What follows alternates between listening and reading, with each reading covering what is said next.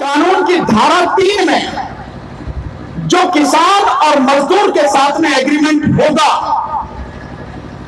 उस एग्रीमेंट में क्या क्या लिखा जाएगा, इसको थोड़ा सा आप समझें। उस एग्रीमेंट में लिखा जाएगा कि किसान को अपनी जमीन पर कौन सी फसल उगानी है, उस फसल की टाइमिंग क्या होगी, समय क्या होगा, उस फसल की क्वालिटी स्टैंडर्ड, उसका ग्रेड क्या होगा, यानी कैसी होगी, बढ़िया घटिया क्या होगा, ये लिखा जाएगा। और उस फसल को उगाने के लिए व्यापारी उस किसान को खाद, बीज, मशीन, कीटनाशक और तकनीक, ये सारी वो व्यापारी ही देगा, फ्री में नहीं देगा, हर चीज की कीमत लेगा। साथ में उस फसल की कीमत क्या होगी, वो भी उसी में लिखा जाएगा। अब थोड़ा सा आप समझे, यही मैं आपको समझाऊंगा। जब पूरे देश में ये कानून लागू हो जाएगा तो किसानों की जितनी जमीन है, उस जमीन पर जो भी पैदा होगा, उसका एग्रीमेंट यानी उसका समझौता व्यापारी से हो जाएगा। तो पूरे देश में जमीन पर होने वाला जो अनाज है वो कहां जाएगा, व्यापारी के गोदाम में जाएगा कि नहीं जाएगा। जब सारा अनाज जो देश की धरती पर पैदा हुआ वो व्यापारी के गोदाम में चला जाएगा, तो देश की जो सरकार है वो देश के 82 करोड़ गरीबों को राशन की दुकानों से जो अनाज देती है, वो अनाज कहां से लाएगी। जब सारा अनाज व्यापारी के खेतों में पहुंच गया गोदाम में, वो अनाज कहां से खरीद कर लाएगी सरकार। इसका मतलब यह है कि गरीबों को अनाज देने के लिए जो राशन की दुकानों में उसे मिलता है कम कीमत पर, सरकार के पास कोई अनाज नहीं होगा।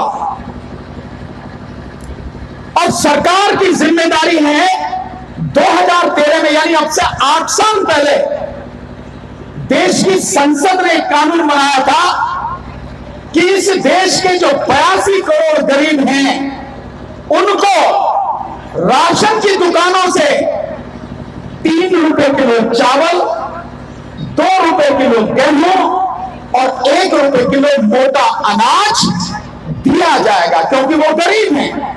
हमारे देश की स्थिति ऐसी है, हमारे देश में भुखमरी से 3 लाख लोगों की हर साल मौत हो जाती है। किसान, लगभग 12,000 किसान हमारे देश में, जो उन पर कर्जा है, जो उनकी बुरी स्थिति है, उसकी वजह से आत्महत्या कर लेते हैं।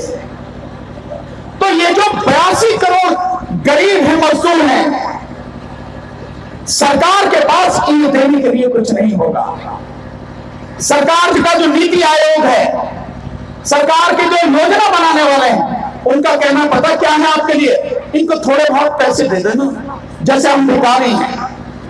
अबे ये तुम्हारा नहीं, हमारा देश है, हम इस देश के मूल निवासी हैं और तुम्हारे बाप का नहीं है। हमारे विषय में सोच समझ के फैसला लेना।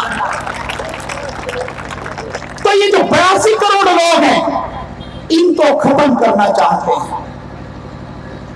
राशन की दुकानों पर आपको अनाज ना मिले, ये योजना है इस 3 कानूनों के अंतर्गत। लेकिन कहा जा रहा है केवल किसानों के लिए, और किसानों का भी नाम लिया जा रहा है।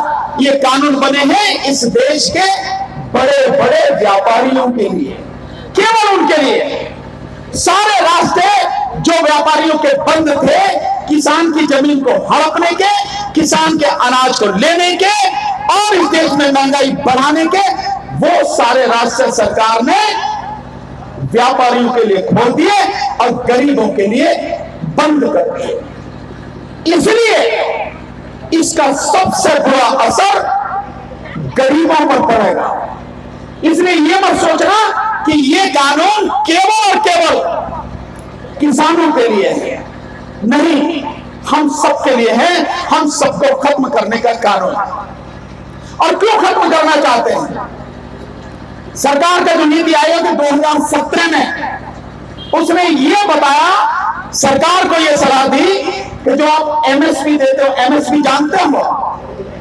एमएसपी जानते हो? कितने लोग हैं जो यहाँ पर खेती करते हैं या जिनके घरों में खेती होती रही है? हाथ उठाओ, कितने लोग हैं जिनके घरों में खेती होती रही? अच्छा, सबके घर में खेती होती है? बहुत बढ़िया। तो थोड़ी थोड़ी खेती होगी, किसी में 10 बीघे, किसी में 5 बीघे, किसी में 15 बीघे, किसी में 2 बीघे, इससे ज्यादा तो खेती नहीं होगी। इतनी ही खेती है ना। तो ये जो एमएसपी है यानी न्यूनतम समर्थन मूल्य, जैसे आज की तारीख में गेहूं का न्यूनतम समर्थन मूल्य है 1975 रुपए। ईमानदारी से अगर आज की तारीख में गेहूं का समर्थन मूल्य होना चाहिए, जिस कानून, जिस नीति के तहत यह समर्थन मूल्य तय होता है, जो होना चाहिए, इस सरकार ने भी अपने एजेंडे में माना। गेहूं का समर्थन मूल्य 3100 रुपए क्विंटल आज की तारीख में होना चाहिए, लेकिन नहीं है। जो चावल 1868 रुपए या 1880 रुपए समर्थन मूल्य है, उसका समर्थन मूल्य 3000 रुपए प्रति क्विंटल होना चाहिए, लेकिन 3000 तो बहुत दूर की बात है। जो 1868 रुपए है ना क्विंटल, वो भी किसान को नहीं मिलता। धान का मूल्य कितना मिलता है? 1000 रुपए, 1100 रुपए क्विंटल। सरकार को ये मूल्य दिलवाना चाहिए था। तो जो सरकार के सलाहकार हैं, उन्होंने कहा इस एमएसपी को बंद करो, इस एमएसपी से बाहर निकलो।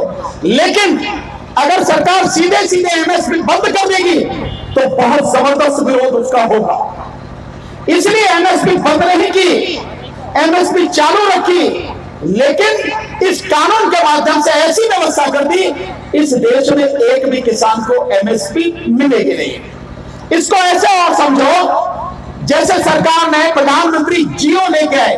जियो का फोन अभी भी किसी के पास? अच्छा, ये बताओ कितने लोगों के पास जियो का फोन है? यहां पर हाथ उठा के बताओ जरा, बताओ ईमानदारी से बताओ कितने लोगों के पास जियो का फोन है? हाथ उठा के।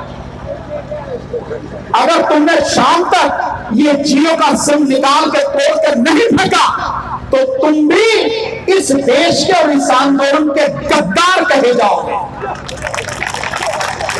ये जियो यानी रिलायंस, ये अंबानी, ये अडानी, ये देश के गद्दार हैं। इनकी कोई चीज नहीं खरीदनी है और इनका फोन इस्तेमाल नहीं करना। निकाल के फेंको ये सिम और दूसरा सिम लो, चाहे एयरटेल का हो चाहे वोडाफोन को। जो देश को तबाह करना चाहता है, गरीब को तबाह करना चाहता है, हमारी जेब का एक भी पैसा हम उसकी जेब में नहीं डालेंगे। इसका प्रण बताओ सबको, बहिष्कार करना इनका। ये सारी की सारी जो चीजें, सारे षड्यंत्र चल रहे हैं। तो जियो जब प्रधानमंत्री ने लॉन्च किया, उसने एयरसेल को, टाटा डोकोमो को हटाया नहीं था, किसी को बंद किया। जिस समय जियो लॉन्च हुआ, इस देश में लगभग 12 मोबाइल की कंपनियां थी, लगभग 12-13। आज कितनी है? 3 वोडाफोन और आइडिया एक हो गए। तो एक तो वो है और एक एयरटेल और तीसरा जियो। बीएसएनएल भी जो सरकारी है, जो सबसे बढ़िया था, सबसे बड़ा था, वो भी बंद हो गया। तो बंद नहीं किया उन्हें, लेकिन जिस तरह से जियो को लाए और जियो में फ्री में जो दिया, उससे फ्री लालच जो दिया, उसके माध्यम से सब कुछ खत्म हो गया। ठीक इसी तरह से इस कानून के तहत एमएसपी को बंद नहीं किया। प्रधानमंत्री कहते ना एमएसपी थी, एमएसपी है और एमएसपी रहेगी। मंडियां थी, मंडियां हैं, मंडियां रहेगी, लेकिन कुछ भी नहीं बचेगा। ये कानून लागू हो जाएगा। प्रधानमंत्री धोखेबाज है, झूठ बोलने वाला इस देश का सबसे बड़ा, अगर झूठा कोई है तो देश का प्रधानमंत्री है। इसके उसकी बात पर विश्वास मत करना। इस बात को समझ लेना है आपको। जो एमएसपी आपको बताई ना, एमएसपी